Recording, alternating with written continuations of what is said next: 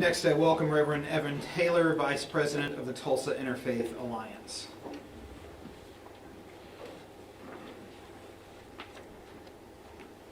The Tulsa Interfaith Alliance stands with our Muslim neighbors in Tulsa and all over the state and all over the country to help provide a safe place for conversations, for listening, and for guidance and help. I'm changing what I originally was going to say to share a brief story of a trip that I just recently got back from in Bethlehem, Israel, Jerusalem. I met a man on the street, a Muslim man that was selling coffee. And if you haven't had Turkish coffee, you haven't had coffee.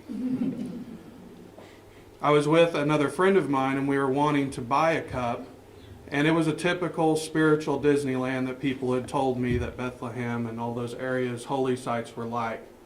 This man starts offering conversation, asking where I'm from. I immediately put my guard up, thinking he's trying to sell me something more, or something bigger, or something better.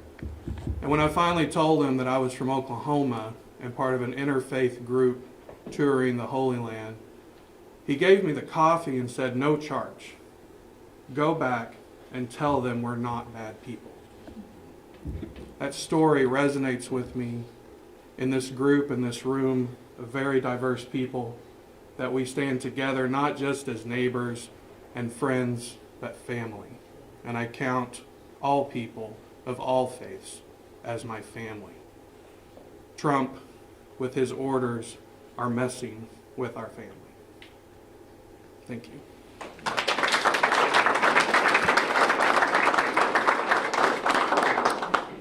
And now Toby Jenkins, the Executive Director of the Dennis R. Neal Equality Center. I come before you today to stand with my Muslim brothers and sisters. And I challenge President Trump to say that his statements that this executive order is for safety to protect Americans is disingenuous.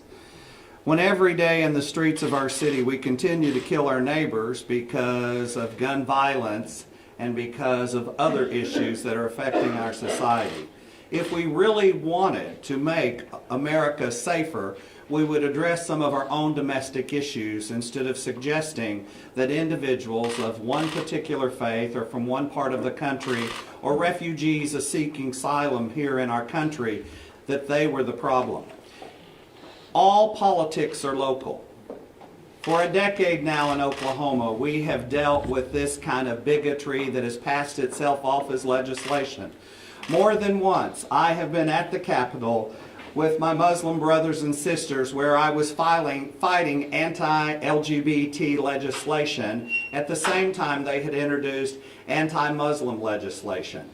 We have been the scapegoat for American politics for too long, and especially here in the heartland. And for over a decade, this kind of bigotry has been stewing on the pots of kitchen stoves and passing itself off as legislative agendas. We have been fighting it and standing up against it because we knew that there was poison in that pot. And now the President of the United States is now serving this poison to the American people and causing division around the world. This is wrong. This executive order is wrong. It must be rescinded. Muslim people are not our enemies.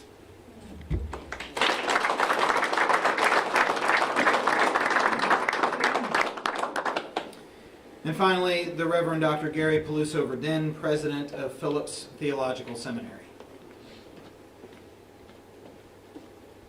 I speak both as an American and as a Christian. As an American, we make choices about which of our stories we decide to enact today. This is not a time to reenact the story of turning aside a boat of refugees from Hitler's Germany, or a time when we separated people out into internment camps out of our fear. Is there anybody here who doesn't want their family safe and secure? Everybody wants safety and security.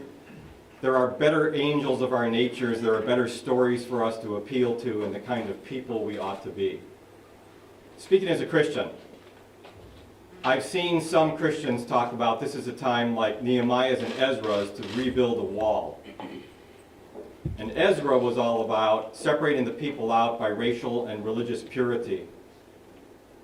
This is not that time.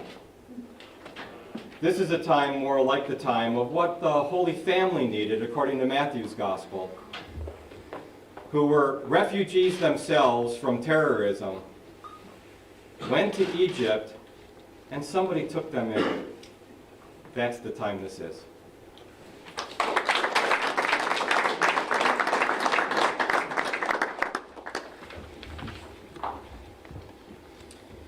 This concludes our press conference today. I want to thank you all for coming. If there are any questions, we would be happy to respond to them now. Have any efforts been made to increase security in this building? Have there been any kind of increase in threats lately, or how have you all been lately as far as your own safety?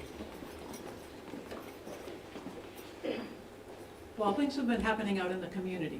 So far as I know, there have been no threats against this building.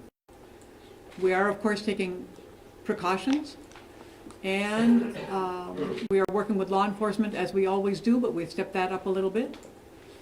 And what has happened to almost all of us, maybe all of us many, many times, is that we've had people who dropped by to give gifts, or to give a hug, or sent emails, text messages, phone calls, we're with you, what can I do for you? That has been our overwhelming experience.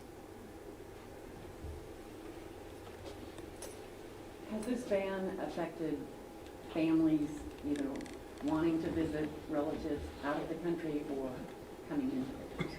We have families in this who are affected, who some were planning to go overseas.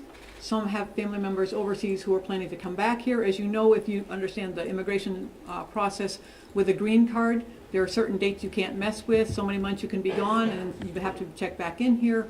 And we have people who are going to be perhaps out of status if this ban is reinstated.